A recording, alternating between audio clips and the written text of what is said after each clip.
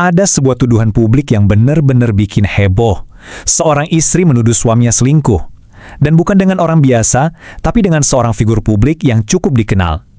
Hari ini, kita akan coba urai kesaksian dari Mawa. Dan kita lihat bareng-bareng gimana sebuah masalah pribadi bisa jadi sorotan satu negara.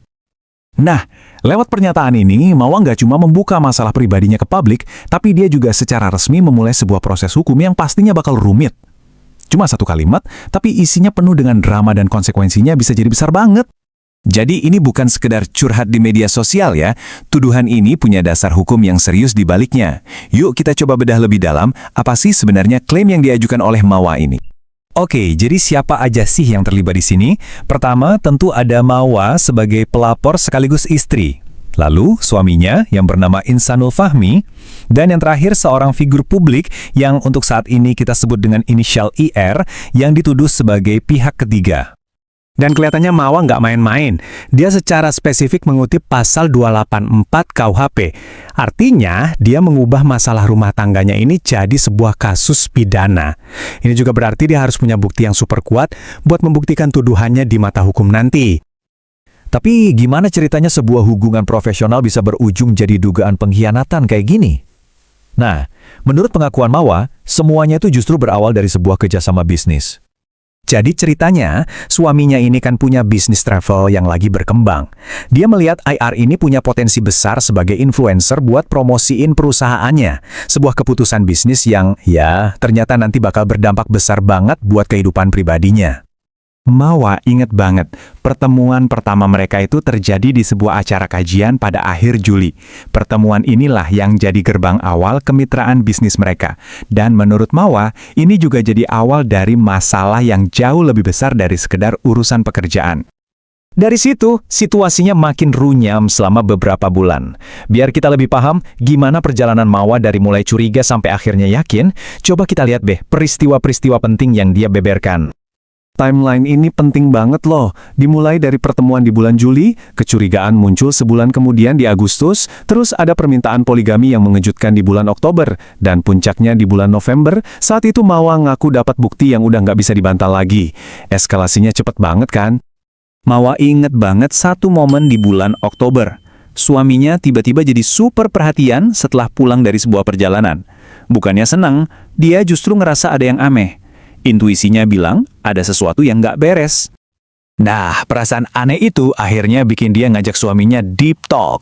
Tapi bukannya dapat pengakuan, dia malah dapat permintaan izin buat poligami.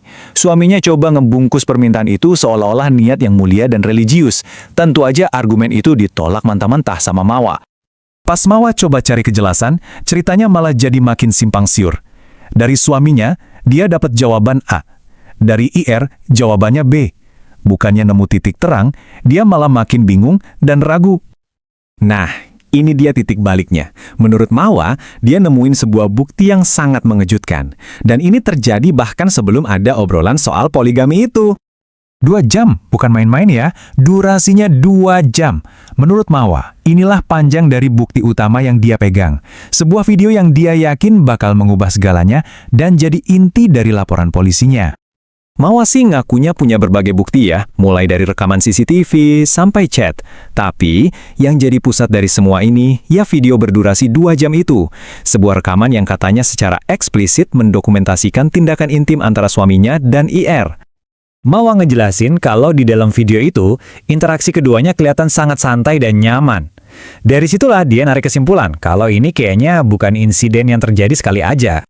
Begitu video yang dituduhkan ini ketahuan, semuanya langsung bergerak cepat. Penemuan ini langsung memicu serangkaian peristiwa yang berujung pada laporan polisi. Akhirnya terjadilah konfrontasi. Setelah kakak Mawa nunjukin rekaman itu ke suaminya, reaksinya disebut sangat cepat dan dramatis. Gak lama setelah konfrontasi itu, Mawa ngaku dapat pesan teks ini dari suaminya. Buat Mawa, ini bukan lagi sekedar permintaan maaf, tapi udah kayak sebuah pengakuan bersalah, sekaligus ucapan selamat tinggal yang bikin dia takut banget. Jadi, dengan bukti di tangan dan hati yang udah hancur, Mawa ngambil langkah yang sangat tegas. Dia menempuh jalur hukum, melaporkan suaminya dan juga IR. Dan buat dia, pintu buat damai atau rekonsiliasi sepertinya udah tertutup rapat. Nah, disinilah ceritanya jadi lebih kompleks. Penting banget buat kita ingat, di saat Mawa udah memaparkan versinya dengan sangat detail, pihak IR melalui manajernya justru secara terbuka membantah semua tuduhan itu. Jadi sekarang ada dua narasi publik yang benar-benar bertolak belakang, dan publik serta hukumlah yang nantinya akan menilai. Kisah ini benar-benar bikin kita mikir ya, tentang privasi, soal pembuktian, dan juga akuntabilitas publik. Seiring proses hukum berjalan, kita akan lihat di mana pengadilan nanti akan menarik garis antara mana yang tragedi pribadi dan mana yang jadi urusan keadilan publik. Terima kasih sudah menyimak pembahasan kita kali ini.